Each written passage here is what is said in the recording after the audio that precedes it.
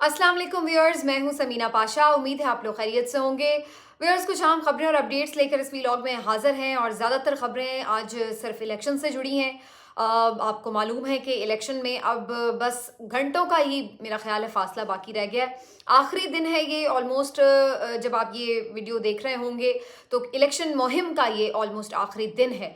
तो हर कोई अब जोर लगा चुका है अपने तौर पर कि किसने क्या करना है। और मैं आपको बताऊंगी कि सबसे अच्छी इंतखाबी मुहिम किसकी रही और क्यों मैं ऐसा कह रही हूँ। इसके साथ साथ जनाब थोड़ा सा अहाता करेंगे कि ओवरऑल दिन भर की क्या आज की एक्टिविटीज़ रहीं और कहाँ पर क्या हुआ। शहबाज शरीफ साहब ने आज एक इंटरव्यू दिया है मंसूर अली खान को, और उनके इंटरव्यू में क्या चीज़ें निकल कर सामने आ रही हैं और वोट देने से पहले आपको ये सब बातें क्यों याद रखने हैं, ये भी बड़ा ज़रूरी है आपको बताना। तो काफ़ी कुछ है जी। आज एक अहम खबर है इस हवाले से भी कि पीटीआई भी अपने तौर पर तमाम इंतजामात मुकम्मल कर रही है कि किस तरह उन्होंने इलेक्शन में हिस्सा भी रखना है बरकरार और कैसे अपने कैंडिडेट्स को भी साथ जोड़े रखना है। तो काफ़ी कुछ है। कुछ लोग ये बात भी कर रहे हैं कि जी पीपल्स पार्टी के साथ भी पाकिस्तान तहरीक इंसाफ का कुछ आपस में पैचअप हो सकता है। अगर ऐसा महसूस हुआ बिलावल जरदारी साहब को कि अगर यानी पीटीआई के लोगों के साथ मिलकर हुकूमत बनाई जा सकती है अगेंस्ट पीएमएलएन, तो इसके ऊपर जरदारी साहब सोच सकते हैं। और दूसरी तरफ इमरान खान साहब क्या सोच सकते हैं, इसके ऊपर भी बात करेंगे। आपसे रिक्वेस्ट है कि चैनल को सब्सक्राइब कर दें अगर अभी तक सब्सक्राइब नहीं किया।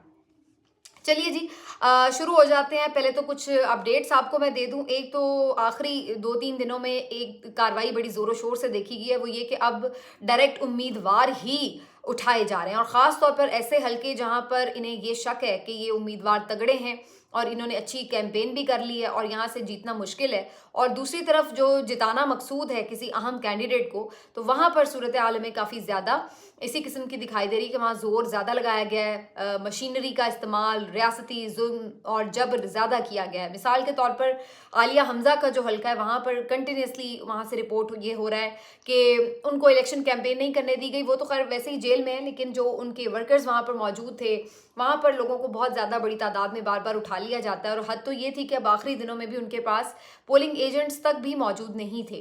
तो ये एक सिचुएशन जो है वहाँ पर हमें नज़र आई। इसी तरह से जो जहांगीर खान तरीन साहब का हल्का है, जहांगीर खान तरीन साहब भी कोई बड़ी सिफारिश रखते हैं और यही वजह है कि उनको जिताने के लिए भी बहुत ओछे हथकंडे इस्तेमाल किए जा रहे हैं। मैं ये सोचती हूँ कभी कभी कि एक इलेक्शन के पीछे इन नाम नेहाद सियासतदानों ने कितना अपना रिकॉर्ड खराब किया है और किस तरह हिस्ट्री में स्याह नाम लिखवा लिए हैं अपने। आप हैरत अंगेज तौर पर दंग रह जाते हैं कि यानी वो जहांगीर खान तरीन साहब कि जिनके बारे में ये इमेज बनाया जाता था कि इमरान खान की तो हुकूमत बनाई ही उन्होंने है और पीटीआई का सारा पैसा भी उन्हीं का ही है और इमरान खान साहब को तो प्राइम मिनिस्टर ही उन्होंने बनाया था। आज वो शख्स अपना हल्का जीतने की पोजीशन में नहीं है और उसको जबरदस्ती जितवाने के लिए हालत यह है कि 3 उम्मीदवार दस्तबरदार करवाए जा चुके हैं। इस हलके में जो 3 पीटीआई के मुख्तलिफ उम्मीदवार खड़े हुए थे, पहले एक को दस्तबरदार करवाया गया, उसकी भी यही कहानी थी, उनके भांजे को उठा लिया। फिर दूसरा उम्मीदवार पीटीआई ने खड़ा किया तो उनके भी घर से किसी फर्द को उठा लिया।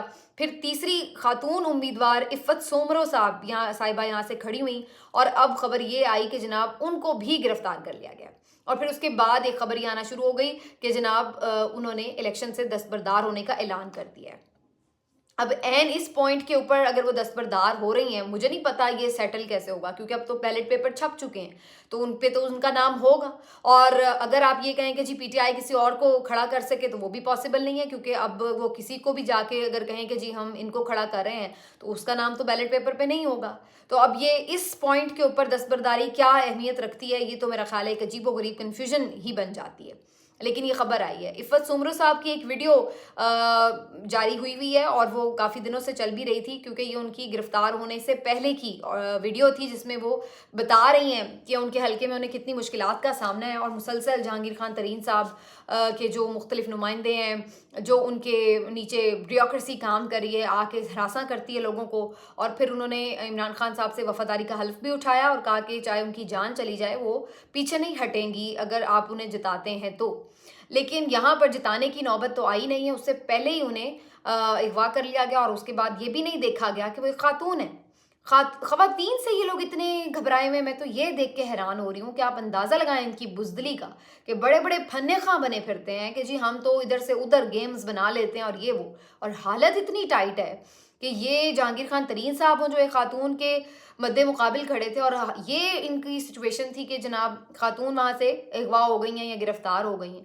दूसरी तरफ आप वो मैं पहले बता चुकी हूँ, नवाज़ शरीफ साहब के मद्दे-मुक़ाबिल यास्मीन राशिद साहिबा हैं, जेल में हैं। हमज़ा शहबाज़ के मद्दे-मुक़ाबिल आलिया हमज़ा हैं, वो जेल में हैं।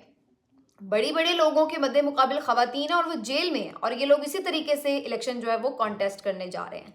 तो ये कितनी शर्मनाक बात है इन लोगों के लिए कि इनका मुखालिफ अगर कैंपेन भी नहीं कर सकता, तो वहाँ पर ये लोग अगर जीत भी जाएंगे तो ऐसी जीत की क्या अहमियत होगी, क्या हैसियत होगी। पीएमएलएन ये इलेक्शन जीत सकती है, बिल्कुल जीत सकती है, लेकिन किस तरह जीत रही है वो सब देख रहे हैं कि एक धांधली ज़दा, एक वेल प्लान्ड किस्म की पूरी रियासती दहशतगर्दी के साथ अगर आप एक इलेक्शन जीत रहे हैं तो उसकी क्या मॉरल विक्ट्री है आपकी। तो आप तो मेरा ख्याल है कि अगर आईने में जाके शक्ल देखेंगे तो थोड़ी बहुत शर्म शायद आ जाए, लेकिन नहीं आएगी इन लोगों को, क्योंकि सूरत हाल ये है कि ये लोग जिस लेवल पर अब जा चुके हैं वहाँ से वापसी बड़ी मुश्किल है, पलटना। और इससे एक फ़ायदा ये ज़रूर हुआ है कि बहुत सारी जो शक्लें हैं वो बेनकाब हो चुकी हैं, लोगों को पता लग चुका है कि ये इन लोगों की हकीकत है कि जो एक दूसरे को बुरा भला कहते हैं, फिर साथ बैठते हैं, फिर बुरा भला कहना शुरू हो जाते हैं इलेक्शन के मौके पर, और फिर अगर आप देखेंगे कि रिजल्ट ऐसे आए कि दोनों को साथ मिलकर बैठना पड़े तो बैठ जाएंगे फिर से। ये सूरत हाल है। जहांगीर खान तरीन साहब ने नवाज शरीफ साहब के बारे में क्या क्या कुछ नहीं कहा हुआ, क्या क्या कुछ नहीं कहा हुआ, और आज वो ये स्टेटमेंट देते हैं कि जनाब मैं तो नवाज शरीफ को लीडर मानता हूँ, उनकी हुकूमत भी बनेगी और वो मुल्क को आगे भी लेके चलेंगे। कल को यही नवाज शरीफ इनके लिए एक मुल्क दुश्मन था, गद्दार था, और आज उनके लिए वो सब ठीक हो गया है। इस तरह की हिपोक्रेसी है इनकी। और उसके बाद फिर लेवल आप देखें कि आपकी ये चीज़ मैस नहीं कबूल कर रहा, अवाम कबूल नहीं कर रही, तो आप उसके लिए कोई भी हथकंडा आजमाने से पीछे नहीं हट रहे। दूसरी तरफ इसी तरह की खबर आई है जनाब वज़ीराबाद से, जहाँ पर PP-35 के जो उम्मीदवार हैं चौधरी यूसुफ, उनके साहबजादे हैं, उन्होंने एक वीडियो दी है और उनका भी यही बताना था। इसी तरह उन्हें भी वहाँ से गिरफ्तार कर लिया गया था, स्ट्रॉन्ग कैंडिडेट हैं। तो वहाँ से भी खबर यही आई है कि जी उन पे बहुत तशद्दुद किया जा रहा है और उन्हें मजबूर किया जा रहा है कि वो दस्तबरदार हो जाएं इलेक्शन से। तो जहाँ पे बिल्कुल इन्हें ये अंदाज़ा है कि धांधले करके भी ये लोग नहीं जिता सकते लोगों को, वहाँ पर ये लोग इस किस्म के हथकंडे आजमा रहे हैं कि सामने ही कोई मुखालिफ ना खड़े होने दिया जाए। तो ये अब एक क्लियर और बड़ा ही ऑब्वियस किस्म का सारा जो मामला है वो अब नज़र आ रहा है। इसके साथ जनाब जो अगर मैं ओवरऑल बात करूं कि कल ही के रोज़, जबकि आखिरी दिन है कैंपेन का, इस रोज़ पाकिस्तान तहरीक इंसाफ के 498 रहनुमाओं को, अंदाज़ा लगाएं आप, 500 के करीब बनते हैं ये, अदालत तलब किया गया 9 मई के मुकदमात में। और ये भी तयशुदा है कि अगर आपने कल के रोज़ पेशी यकीनी नहीं बनाई तो फिर आपकी गिरफ्तारियां होंगी। तो इससे फिर अगैन यही बात समझ में आ रही है कि जो लोग वहाँ पर आएँ उन्हें गिरफ्तारियां की जाएं, ताकि जो उम्मीदवार जीत भी जाएं तो उनको भी ये लोग पकड़ लें, और वहाँ पे इलेक्शन डे पे ये जो कुछ भी करें उनको कोई वहाँ पे देखने वाला ना हो, कोई पोलिंग एजेंट ना मिले, यानी कोई सुपरवाइज ही ना कर सके, और फिर उनके कब्जे में होंगे तो जैसे मर्जी बाद में इलेक्शन डे के बाद उनसे जो मर्जी आप सिग्नेचर करवाते फिरें।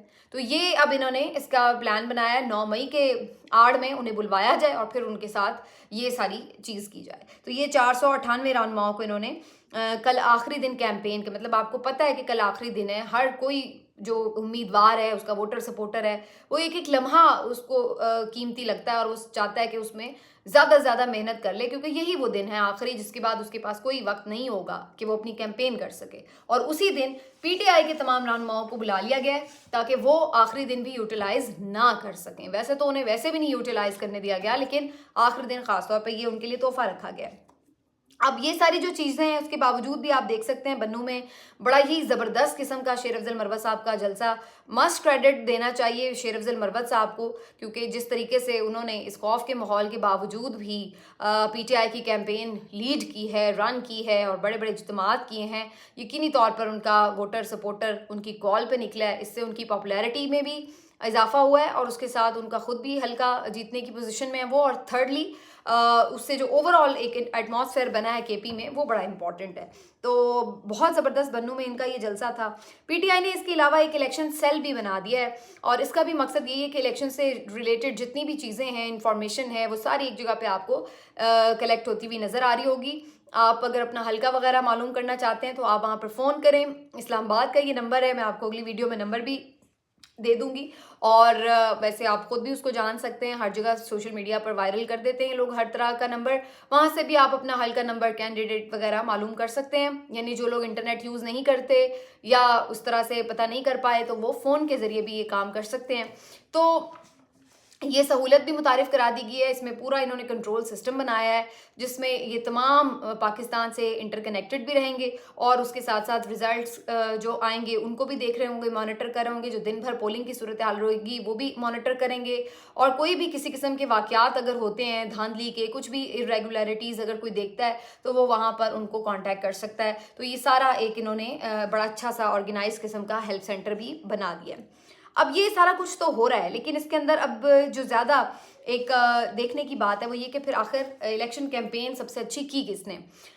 मेरे नज़दीक अगर इलेक्शन कैंपेन देखा जाए तो बिलावल की इलेक्शन कैंपेन बेहतर थी, क्योंकि उन्होंने एक बहरहाल मेहनत की, सबसे पहले स्टार्ट भी हुए और काफ़ी अपने तौर पर उन्होंने कोशिश की कि हर सूबे में जाएं और हर जगह पर जाके इलेक्शन कैंपेन करें। कुछ उनके जलसे अच्छे हुए और कुछ जलसे नहीं भी अच्छे हुए, लेकिन बहरहाल उन्होंने फिर भी एक मुनासिब कैंपेन की। दूसरी तरफ नून लीग की कैंपेन इंतहाई आर्टिफिशियल लगी, बहुत ज़्यादा शो ऑफ करने वाली लगी। कोई उनके पास कहने के लिए बात नहीं लगी, बयानिया लेस किस्म की कैंपेन लगी उनकी और सिर्फ अपने आप को बादशाह और शहजादा साबित करते रहे और अजीब व गरीब किस्म की हरकत व सकनात। अभी एक नई वीडियो भी आ गई है, वीडियो बनाई जा रही है, उसकी भी वीडियो आ रही है। तो अजीब व गरीब किस्म के इनके जो मतलब बहुत ही लो इंटेलेक्ट किस्म की इनकी जो कैंपेन थी वो डिज़ाइन हुई हुई थी। कोई उसमें क्रिएटिविटी नज़र नहीं आई। अलबत्ता ये उन्होंने किया कि जो कुछ पीटीआई कर रही थी उसकी कॉपी पेस्ट मारने में इन्होंने कमाल किया। अगर उन्होंने वर्चुअल जलसे किए तो इन्होंने भी कर लिया, अगर उन्होंने टेलीफोन कॉल्स के ज़रिए पैगाम देनी शुरू की तो इन्होंने भी पैगाम रिकॉर्ड करवा दिए इसी तरह के लिए।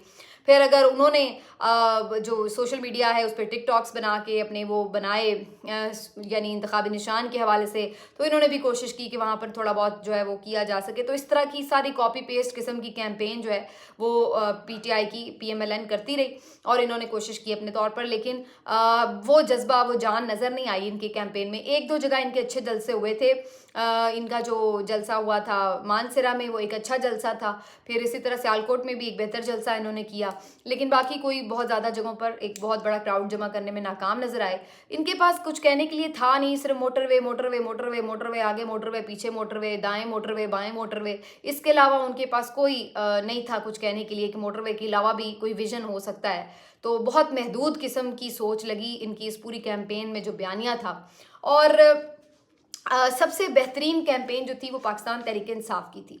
आप हैरान होंगे मैं ऐसा क्यों कह रही हूँ कि जबकि उनके तो हमें कोई बड़े जलसा एक भी नज़र नहीं आया कि उन्होंने प्रॉपर ऑर्गेनाइज्ड किस्म का जलसा किया हो।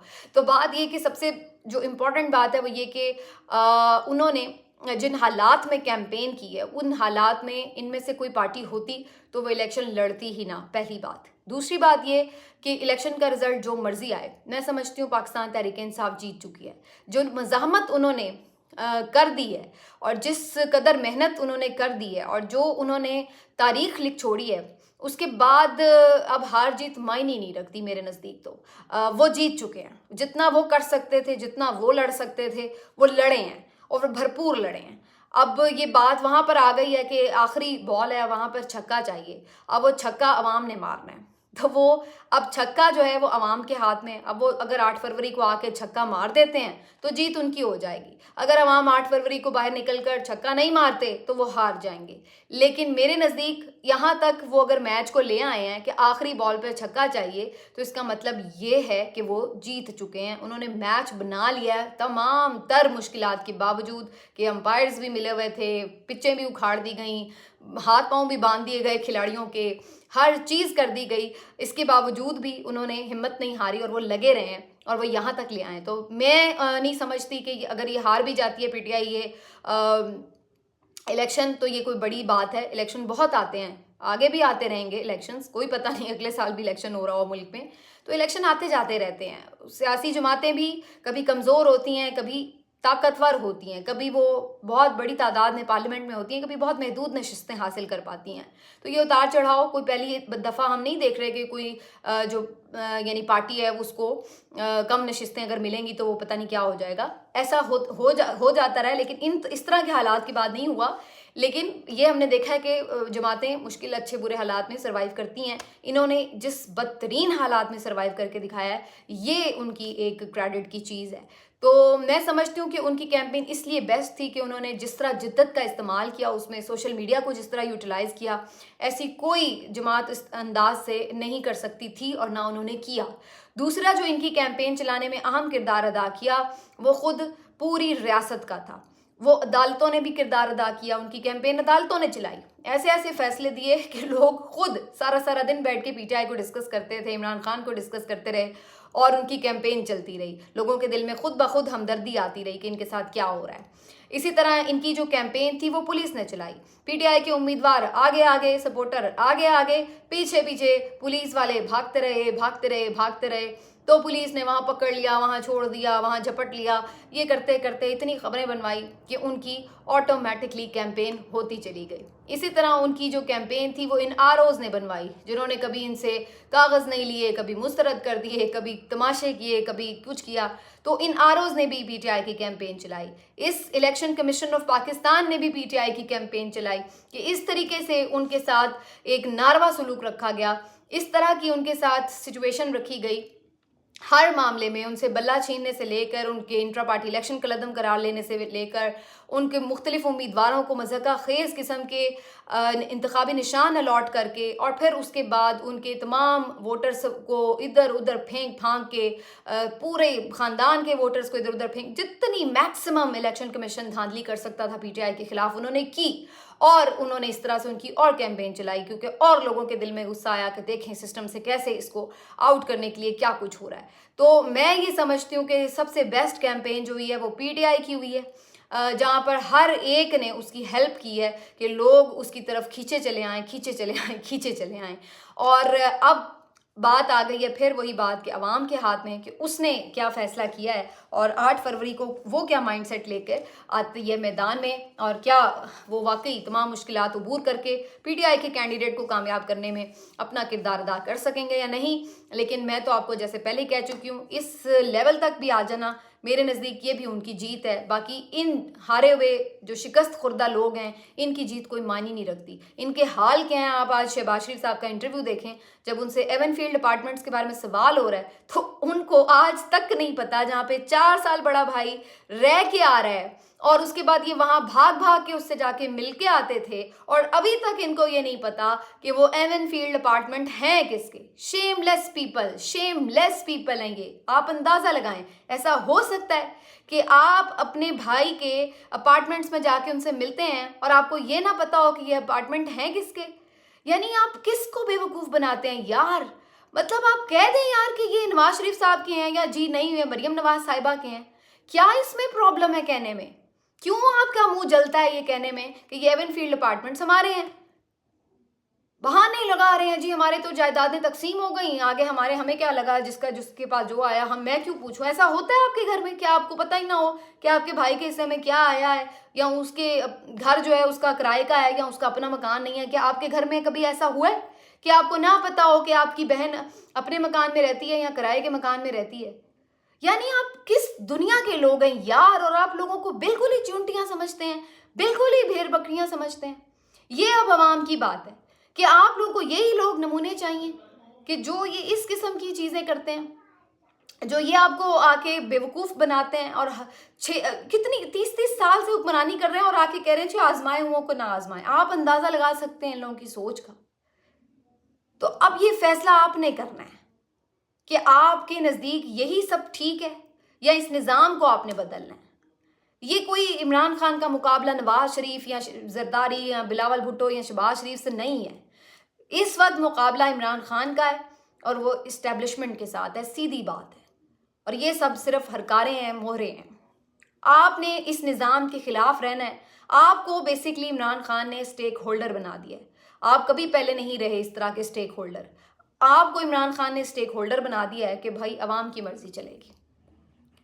तो अब आपने खुद स्टेक होल्डर बनना है या अपने आप को इस पूरी जंग से कहीं बाहर निकाल के साइड पे रख के सिर्फ यूं हाथ बांध के तमाशा देखना है कि कौन कुर्सी पे बैठ रहा है। ये अब आपकी चॉइस है कि आपने खुद उसमें कोई फैसला साज बनना है या सिर्फ तमाशबीन बनना है। ये आपका अपना फैसला होगा और ये 8 फरवरी को होगा। बिलावल भुट्टो क्या इमरान खान के साथ इत्तेहाद करेंगे या नहीं, अब ये बात हम अगले व्लॉग में डिस्कस करेंगे। अपना ख्याल रखिए। अल्लाह हाफिज़।